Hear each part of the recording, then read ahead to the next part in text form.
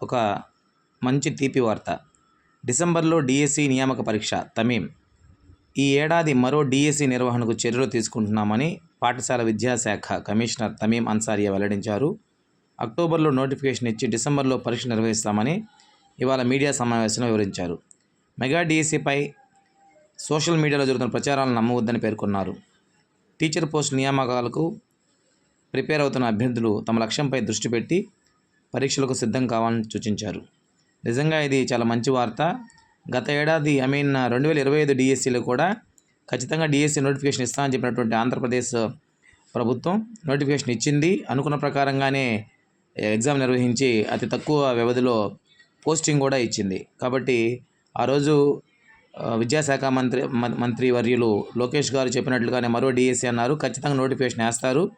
కాబట్టి అభ్యర్థులు సోషల్ మీడియాలో ఏవేవో పిచ్చి అపోహలు ఇవన్నీ నమ్మకుండా పుస్తకాలపై దృష్టి పెట్టండి, మీ లక్ష్యంపై గురి పెట్టండి. ఖచ్చితంగా విజయాన్ని అందుకుంటారు.